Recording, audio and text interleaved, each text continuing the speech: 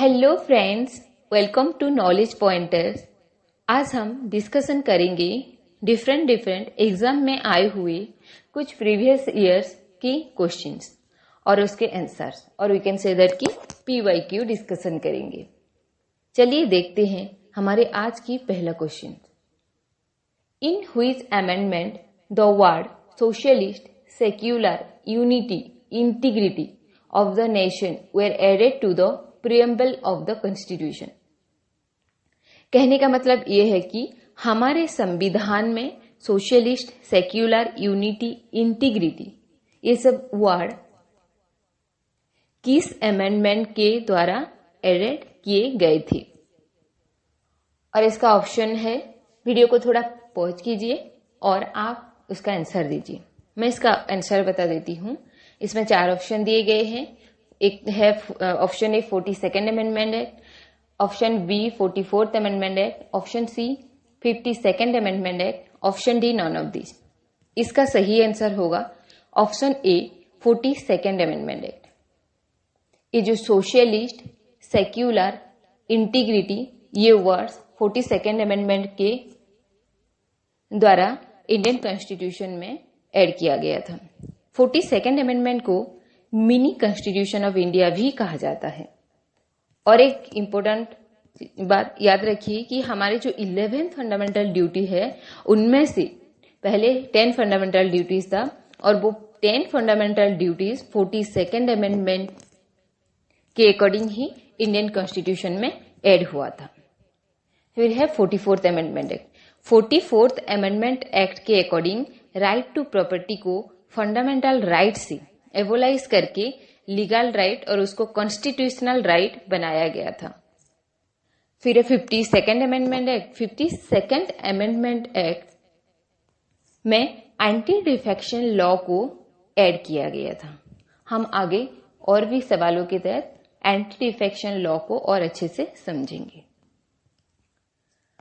अब चलते हैं हमारे नेक्स्ट क्वेश्चन की तरफ। नेक्स्ट क्वेश्चन है हमारे हिस्ट्री, इंडियन हिस्ट्री से। All the following statements regarding the Indus valley civilisation are correct except. मतलब ये कि इनमें से गलत स्टेटमेंट कौन सा है। Statement A, the Indus valley civilisation was an advanced urban civilisation.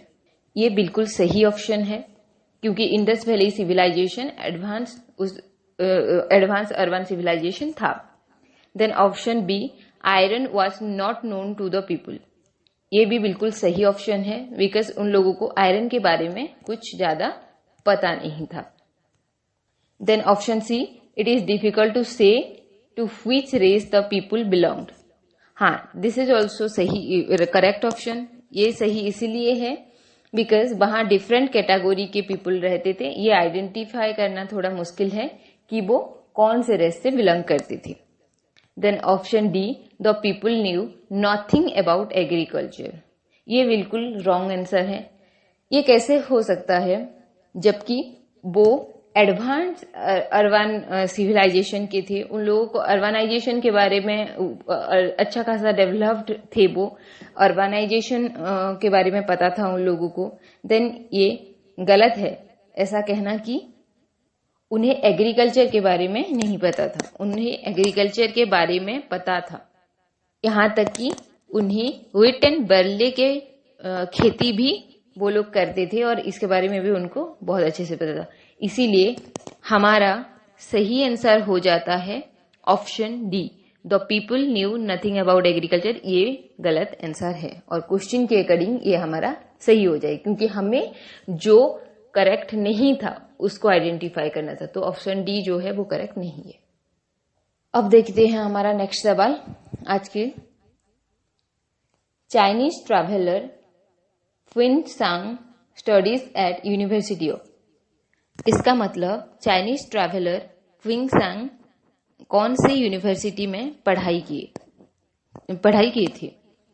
और इसका आंसर है ऑप्शन डी, नालंदा यूनिवर्सिटी। मैं पहले ऑप्शन डी ही बता देती हूँ कि ये नालंदा यूनिवर्सिटी था, और ये नालंदा यूनिवर्सिटी बिहार में है। और ये इंडिया में हर्षवर्धन के टाइम पे आई थी। ये जो ह्वेनसांग है ये इंडिया में हर्षवर्धन के टाइम पे आए थे। नालंदा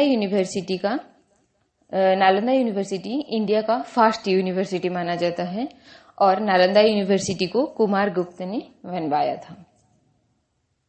इसका मतलब हमारे आंसर हो गया नालंदा यूनिवर्सिटी। ये देखिए नालंदा यूनिवर्सिटी का इमेज भी मैं साइड में दे रखी हूँ, आप थोड़ा इसको भी अच्छे से देख लीजिए ताकि इसका पिक्चराइजेशन आपके माइंड में रह जाए, सवाल आपको याद हो जाए। देन आज का नेक्स्ट सवाल है, all of the goods which are scarce and limited in supply are called. इसका मतलब जो गुड्स बहुत लिमिटेड है और खत्म होते जा रहे हैं उनको क्या बोलते हैं।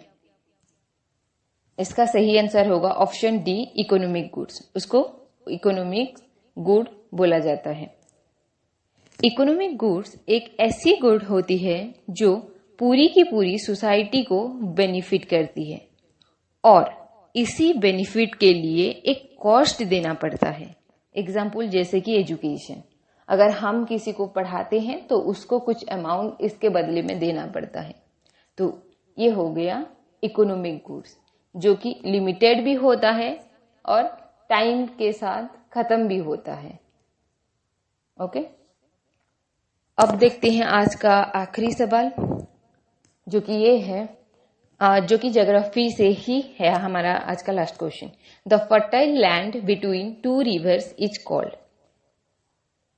मतलब जहां पे दो रिवर जुड़ते हैं वहां फर्टाइल लैंड बनता है और उस एरिया को क्या कहा जाता है। Option A drainage basin, option B watershed, option C dwarf, option D lowland और टेरेन। तो इसका सही पहले आप वीडियो को पॉज कीजिए, इसका आंसर दीजिए। मैं इसका सही आंसर बताती हूँ। यह है ऑप्शन सी ड्वार्फ। इसको ड्वार्फ कहते हैं। ओके, ये देखिए मैंने इसका एक पिक्चर भी यहाँ लगा दिया है ड्वार्फ रीजन का। अब इसको देखते ही समझ जाएंगे। इसका एक एग्जाम्पल अगर हम लें तो इलाहाबाद, जिसे कि अब प्रयागराज कहा जाता है, वो भी एक ड्वार्फ रीजन है जो कि गंगा और यमुना के मिलने से बनता है। इसीलिए यूपी में अधिकतर एग्रीकल्चर या खेती होता है। थैंक यू फ्रेंड्स, आज के लिए इतना ही। अगर आप चाहते हैं कि मैं ऐसी और वीडियो लेके आऊं और आपकी एग्जाम में आपके डिफरेंट एग्जाम्स क्वालिफाई करने में हेल्प करूं, तो प्लीज़ वीडियो को लाइक कीजिए और सब्सक्राइब कर दीजिए। Thank you.